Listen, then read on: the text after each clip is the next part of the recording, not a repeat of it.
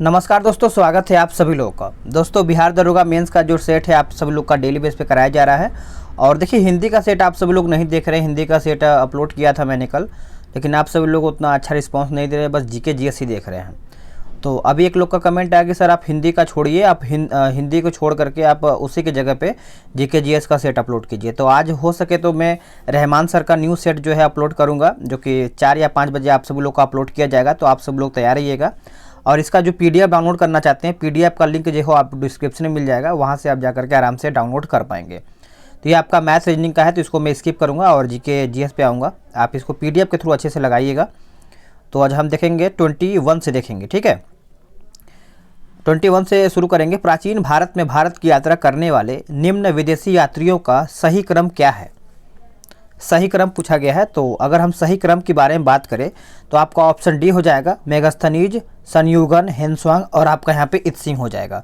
अगर हम बात करें ये लोग कब कब आए थे तो देखा जाए तो आपका मेगास्थनीज की बात करें तो आपका 305 ईसा पूर्व, और संयुगन की बात करें तो आपका 518 ईस्वी, और बात करेंगे यहाँ पे हम हेनस्वांग के तो आपका 629 हो जाएगा, और इत्सिंग की बात करें तो आपका 7वीं शताब्दी के अंत में आए थे, ठीक है। चलिए आगे देखते हैं अगला प्रश्न क्या है।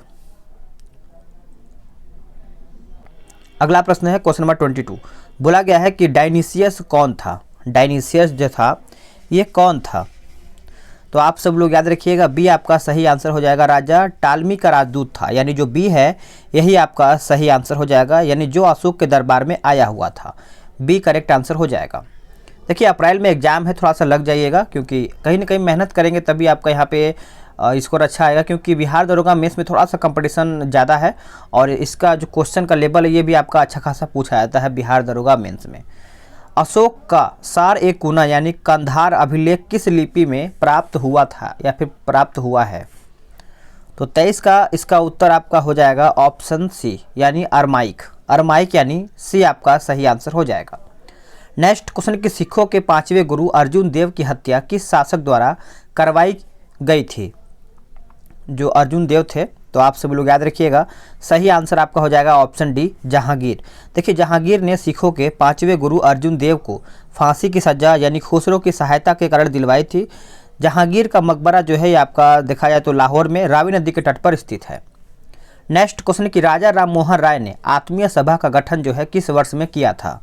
राजा राम मोहन राय, तो आप सब लोग याद रखिएगा 1815 ईस्वी हो जाएगा, जो कि ए जो है आपका सही आंसर हो जाएगा। नेक्स्ट क्वेश्चन है क्वेश्चन नंबर 26। किस मुगल शासक ने चित्तौड़गढ़ की राजधानी मेवाड़ को मुगल साम्राज्य में मिलाया है? तो इसका आंसर आपका हो जाएगा 26 का ऑप्शन बी, जहांगीर। जहांगीर यानी बी आपका सही आंसर हो जाएगा। जहांगीर को सोने की बनी न्याय के जंजीर के लिए भी जाना जाता है। यह एक तरफ आगरा के किले के शाहबुर्ज एवं यमुना तट पर स्थित पत्थर के खंभे में लगवाया गया था। तो आप इसको अच्छे से याद रखिएगा। किस बौद्ध ग्रंथ में या फिर किस बौद्ध ग्रंथ से यह जानकारी मिलती है कि 6ठी शताब्दी ईसा पूर्व में भारतवर्ष 16 महाजनपदों में बंटा हुआ था? तो ये आपका हो जाएगा अंगुत्तर निकाय। अंगुत्तर निकाय यानी सी आपका सही आंसर हो जाएगा। नेक्स्ट क्वेश्चन कि यदि वर्ष में हम एक बार मेंढक की तरह टटराए तो हमें कुछ नहीं मिलेगा। कांग्रेस की कार्य प्रणाली के संदर्भ में उक्त टिप्पणी जो है किसके द्वारा या फिर किसने किया था? तो आपको पता ही होगा, जो कि बाल गंगाधर तिलक हो जाएगा। सी आपका यहाँ पे सही आंसर हो जाएगा। नेक्स्ट क्वेश्चन है कि निम्नलिखित शैक्षणिक संस्थाओं के संदर्भ में सही सुमेलित नहीं है, यानी इसमें से आपका गलत कौन सा है? तो अगर हम गलत की बात करें तो आप सब लोग याद रखिएगा, बनारस का Sanskrit college sir William Jones, ये आपका गलत है। बनारस के संस्कृत कॉलेज की जो स्थापना है जोनाथन डंकन के द्वारा किया गया है। बाकी आपका अलीगढ़ मुस्लिम विश्वविद्यालय आपका सर सैयद अहमद खान सही है। बनारस हिंदू विश्वविद्यालय आपका मदन मोहन मालवीय सही है। फोर्ट विलियम कॉलेज ये आपका लॉर्ड वेलेजली, ये भी आपका सही है। नेक्स्ट क्वेश्चन के सहायक संधि प्रणाली लॉर्ड वेलेजली द्वारा लाया गया, इसके अंतर्गत सिंधिया राज्य कब सम्मिलित हुआ? तो ये कब सम्मिलित हुआ था? तो याद रखिएगा 1804 में, यानी जो डी है ये आपका सही आंसर हो जाएगा। नेक्स्ट क्वेश्चन है कि 1857 की क्रांति के ठीक बाद कौन सा विद्रोह हुआ था? तो आप सब लोग याद रखिएगा, इसके ठीक बाद देखा जाए तो आपका नील विद्रोह हुआ था, और ये आपका 1859 से 60 तक हुआ था। यह 1857 के विद्रोह के बाद ही आपका आरंभ हुआ था। अगला प्रश्न है कि एनी बेसेंट ने निम्न में से किस संस्था का कार्यभार भारत में संभाला। तो सही आंसर आपका हो जाएगा ऑप्शन सी, यानी देखा जाए तो आपका थियोसॉफिकल सोसाइटी हो जाएगा। सी आपका यहाँ पे सही आंसर हो जाएगा। थियोसॉफिकल सोसाइटी की जो स्थापना है आप सभी लोग याद रखिएगा 1875 में न्यूयॉर्क में हेलेना यानी ब्लास्टकी तथा कर्नल ऑलकॉट द्वारा ये किया गया था। नेक्स्ट क्वेश्चन कि बंदी जीवन किसकी कृति है। जो आपका बंदी जीवन है ये आपका कृति जो पूछा गया है तो आप सब लोग याद रखिएगा सचिंद्र जो आपका है सचिंद्रनाथ सान्याल जी का है, जो कि डी आपका यहाँ पे 33 का सही आंसर हो जाएगा। नेक्स्ट क्वेश्चन है कि 1857 की क्रांति के दौरान दिल्ली में हुए विद्रोह को किसने दबाया है। तो ये किसके द्वारा दबाया गया था, तो आप सब लोग याद रखिएगा निकलसन हो जाएगा। डी आपका यहाँ पे सही आंसर हो जाएगा। निकलसन के द्वारा ही आप सब लोग का यहाँ पे ये दिल्ली में हुए विद्रोह को यहाँ पे दबाया गया था। नेक्स्ट क्वेश्चन है 35 कि अहमदाबाद मिल मजदूर आंदोलन में विवाद को सुलझाने के लिए गांधी जी ने सत्याग्रह किया, यह किस कारण हुआ था। तो यह जो हुआ तो आपको पता ही होगा प्लेग बोनस विवाद, यानी सी आपका यहाँ पे सही आंसर हो जाएगा 35 का। नेक्स्ट क्वेश्चन है क्वेश्चन नंबर 36 कि सुरेंद्र नाथ बनर्जी द्वारा निम्न में से कौन सी संस्था स्थगित किया गया था। स्थगित किया गया था तो आप सब लोग याद रखिएगा इंडियन एसोसिएशन ये आपका कब हुआ था, तो ये आपका 1876 में किया गया था। 1876 सुरेंद्र नाथ बनर्जी के द्वारा यह किया गया था। नेक्स्ट क्वेश्चन है कि उत्तर वैदिक काल में कर संग्रह किसके द्वारा किया जाता था। कर संग्रह जो है ये आपका किसके द्वारा किया जाता था, तो ये आपका हो जाएगा भागदूद यानी जो डी है ये आपका सही आंसर हो जाएगा।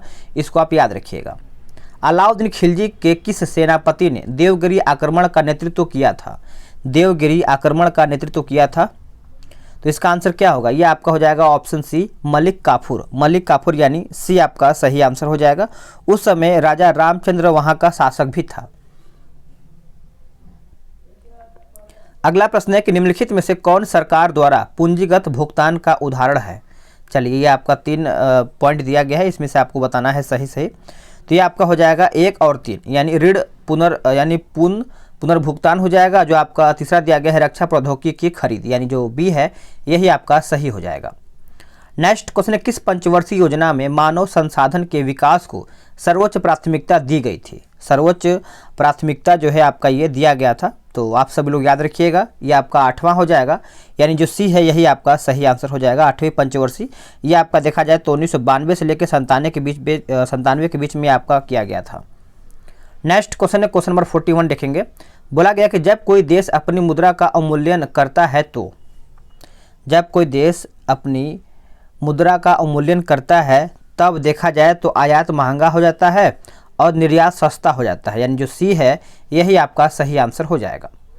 नेक्स्ट क्वेश्चन है कि निम्नांकित में से कौन राष्ट्रीय आय को व्यक्त करता है। राष्ट्रीय आय को व्यक्त करता है तो इसका सही आंसर आपका हो जाएगा ऑप्शन ए स्थिर बाजार मूल्य पर सकल घरेलू उत्पाद, यानी ए जो है आपका यहाँ पे सही आंसर हो जाएगा। नेक्स्ट क्वेश्चन है कि विश्व आर्थिक परिदृश्य रिपोर्ट निम्न में से किस संस्था के द्वारा जारी किया जाता है। कौन से संस्था के द्वारा ये जारी किया जाता है, चलिए बताइएगा। इसका सही आंसर आपका हो जाएगा ऑप्शन ए अंतर्राष्ट्रीय मुद्रा कोष, यानी ए जो है आपका यहाँ पे सही आंसर हो जाएगा। नेक्स्ट क्वेश्चन है कि 8 मूल उद्योग के सूचकांक में निम्नलिखित में से किसको सर्वाधिक महत्व दिया गया है। सर्वाधिक महत्व दिया गया है तो आप सभी लोग याद रखिएगा रिफाइनरी उत्पाद यानी ए आपका सही आंसर हो जाएगा।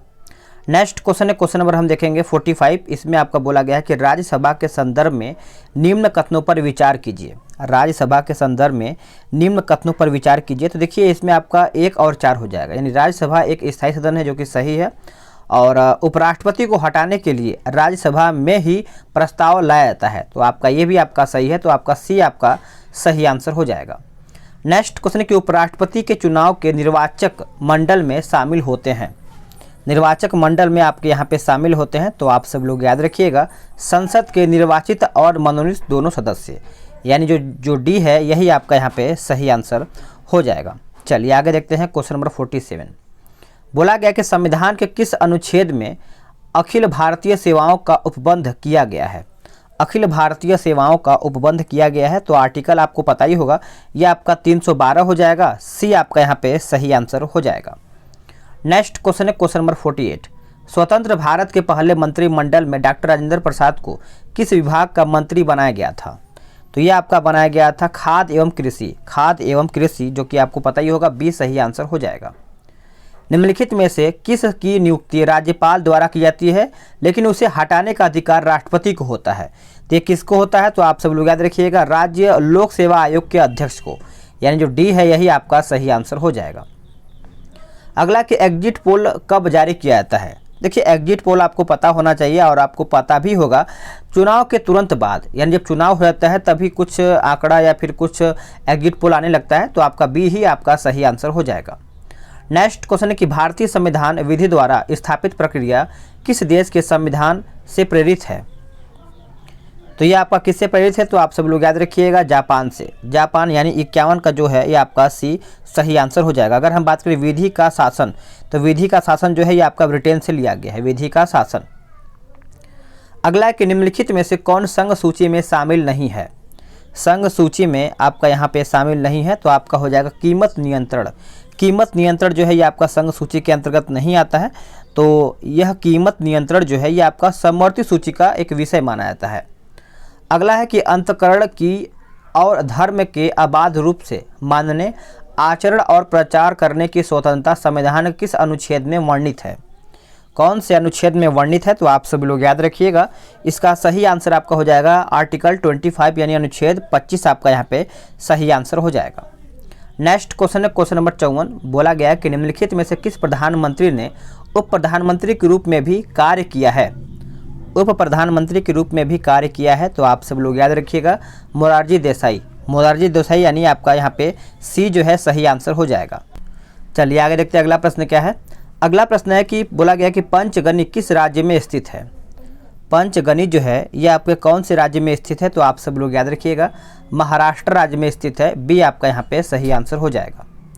नेक्स्ट क्वेश्चन है क्वेश्चन नंबर 56। बोला गया कि बॉस इंडिकस निम्नांकित में से किसका वैज्ञानिक नाम है? कौन सा? Bos indicus. तो इसका आंसर आपका हो जाएगा गाय का। गाय का एक वैज्ञानिक नाम है बॉस इंडिकस। नेक्स्ट क्वेश्चन है क्वेश्चन नंबर 57 कि निम्नलिखित में से कौन सा महाद्वीप गोंडवाना लैंड का भाग नहीं था? गोंडवाना लैंड का भाग नहीं था, तो इसका उत्तर आपका हो जाएगा ऑप्शन ए, एशिया। एशिया यानी ए आपका सही आंसर हो जाएगा। नेक्स्ट क्वेश्चन कि विश्व का सर्वाधिक प्राकृतिक रबर उत्पादित करने वाला देश कौन सा है? उत्पादित करने वाला देश जो है आपका कौन सा है? तो इसका आंसर आपका हो जाएगा ऑप्शन सी, थाईलैंड। थाईलैंड यानी सी आपका सही आंसर हो जाएगा। भारत का सर्वोच्च शांतिकालीन शौर्य पुरस्कार, तो ये आपका हो जाएगा ऑप्शन ए, अशोक चक्र। अशोक चक्र। नेक्स्ट क्वेश्चन कि रोवर्स कप का संबंध निम्न में से किस खेल से है?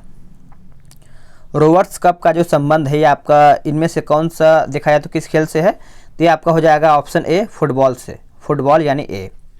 नेक्स्ट क्वेश्चन कि संयुक्त राष्ट्र पर्यावरण कार्यक्रम यानी UNEP का मुख्यालय कहाँ पर है? इसका जो मुख्यालय है आप सब लोग याद रखिएगा, उपयुक्त में से कोई भी नहीं हो जाएगा, और इसका मुख्यालय आप सब लोग याद रखिएगा नैरोबी यानी केन्या में स्थित है, और इसका स्थापना जो है आपका 1972 में किया गया था। नेक्स्ट क्वेश्चन है निम्न में से कौन सा देश संघाई सहयोग संगठन यानी SCO का सदस्य नहीं है? इसका आंसर आपका हो जाएगा ऑप्शन डी, अफगानिस्तान। अफगानिस्तान यानी डी आपका सही आंसर हो जाएगा।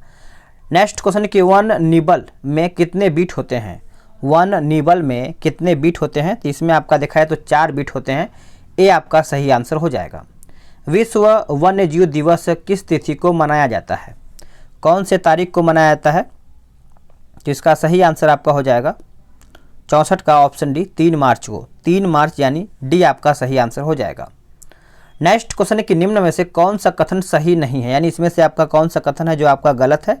तो केवल 2 ही आपका गलत हो जाता है, यानी भारतीय मानक समय रेखा ग्रीनविच समय से 6.5 घंटा मिनट मतलब 6.5 घंटा आगे रहती है, ये आपका गलत है। ठीक है, 6.5 घंटा नहीं 5.5 घंटा आगे रहती है, जो कि यही आपका गलत हो जाता है। बाकी आपका ए आपका सही है। नेक्स्ट क्वेश्चन है कि निम्न में से किसे भारत का मैनचेस्टर कहा जाता है? भारत का मैनचेस्टर कहा जाता है, तो आप सब लोग नोट डाउन कर सकते हैं अहमदाबाद, जो कि सी राइट आंसर हो जाएगा।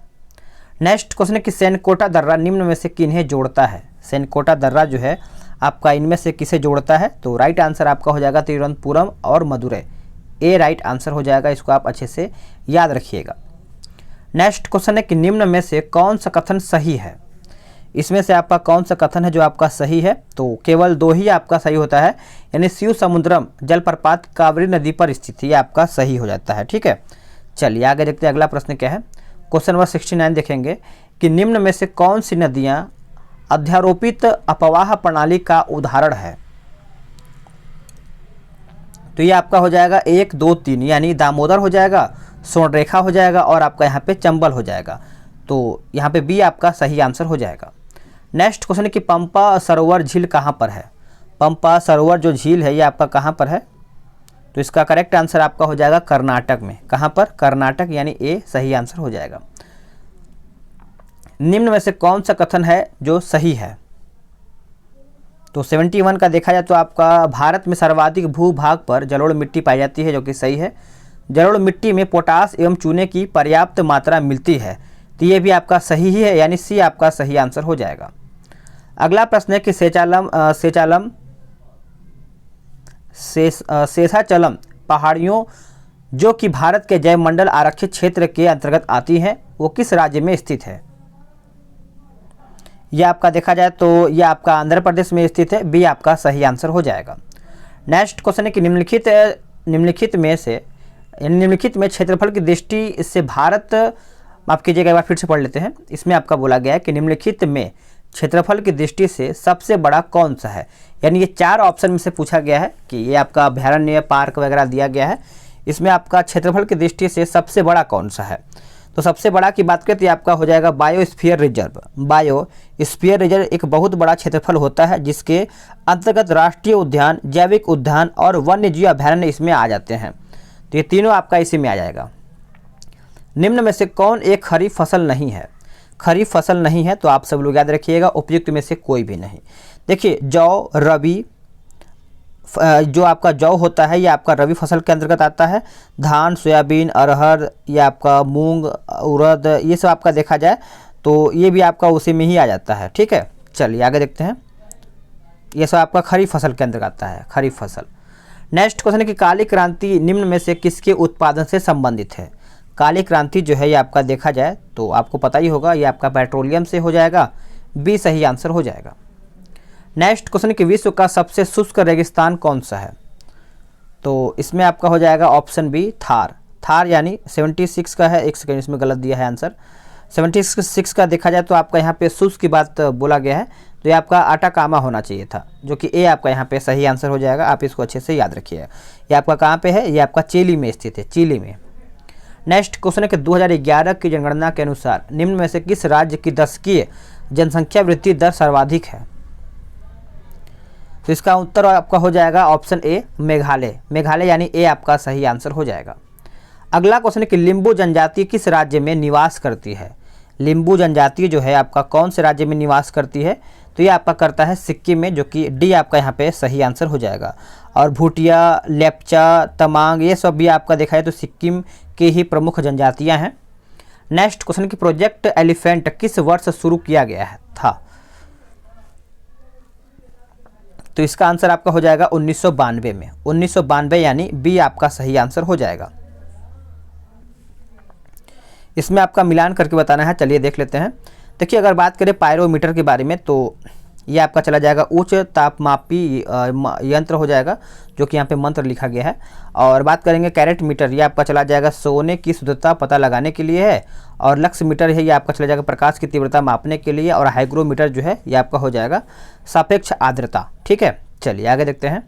अगला प्रश्न है कि SI यानी इंटरनेशनल सिस्टम ऑफ यूनिट्स को अंतर्राष्ट्रीय प्रणाली के रूप में किस वर्ष अपनाया गया था? तो ये आपका अपनाया गया था 1960 में, यानी बी आपका यहाँ पे सही आंसर हो जाएगा। नेक्स्ट क्वेश्चन कि सिरका और बेकिंग सोडा की अभिक्रिया से क्या बनता है? चलिए बताइएगा इसका सही आंसर क्या होगा। तो इसका सही आंसर आपका हो जाएगा कार्बन डाइऑक्साइड। कार्बन डाइऑक्साइड यानी बी आपका सही आंसर हो जाएगा। अगला प्रश्न है कि निम्न में से कौन एक विटामिन सूर्य के प्रकाश की उपस्थिति में त्वचा में बनता है? तो 83 का आपका हो जाएगा विटामिन डी, जो कि सूर्य से यानी सूर्य की रोशनी से नेक्स्ट क्वेश्चन है कि निम्न में से कौन कैथोड किरण का गुण नहीं है।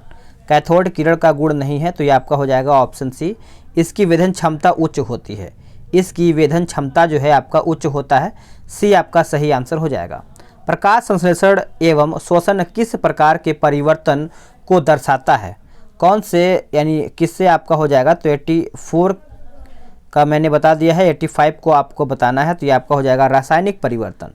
रासायनिक परिवर्तन यानी बी आपका सही आंसर हो जाएगा। निम्न में से कौन सा क्वांटम संख्या जो आपका कक्षक की आवृत्ति है को प्रदर्शित करता है। तो ये कौन सा है, तो आप सब लोग याद रखिएगा दिगंशी क्वांटम संख्या हो जाएगा। बी आपका यहाँ पे सही आंसर हो जाएगा। नेक्स्ट क्वेश्चन है क्वेश्चन नंबर 87। निम्न में से कौन सा विकल्प बंधनों की क्रियाशीलता को बढ़ते क्रम में दर्शा रहा है या फिर दर्शा रहा है। इसका आंसर क्या होगा, इसका आंसर आपका हो जाएगा ऑप्शन सी, एकल बंध, द्विबंध और त्रिबंध। Next question 88। बोला गया है कि जल विद्युत का उत्पादन किस सिद्धांत पर कार्य करता है। जल विद्युत का उत्पादन किस सिद्धांत पर कार्य करता है, तो ये आपका कार्य करता है, याद रखिएगा 1 और 2 यानी गुरुत्वीय स्थितीय ऊर्जा हो जाएगा और आपका ऊर्जा संरक्षण सिद्धांत हो जाएगा, यानी जो आपका सी है यही सही आंसर हो जाएगा। नेक्स्ट क्वेश्चन है कि निम्न में से किस अंग में आवश्यकता से अधिक शर्करा या कार्बोहाइड्रेट ग्लाइकोजन के रूप में संचित रहते हैं। चलिए बताइएगा, इसका सही आंसर आपका हो जाएगा ऑप्शन सी, यकृत। यकृत यानी सी आपका उत्तर हो जाएगा। इनमें से कौन विषाणु जनित रोग नहीं है। इनमें से कौन विषाणु जनित रोग नहीं है, तो आप सब लोग याद रखिएगा ये आपका क्षय रोग हो जाएगा। क्षय रोग के देखा जाए तो बैक्टीरिया यानी टीबी के कारण होता है। तो आगे देखेंगे। अगला है कि युग्मकों का निर्माण वृषद एवं अंडाशय की जनन कोशिकाओं में किस कोशिका विभाजन द्वारा संपादित होता है। तो ये आपका हो जाएगा ऑप्शन बी, अर्धसूत्री विभाजन। अर्धसूत्री विभाजन यानी बी आपका सही आंसर हो जाएगा।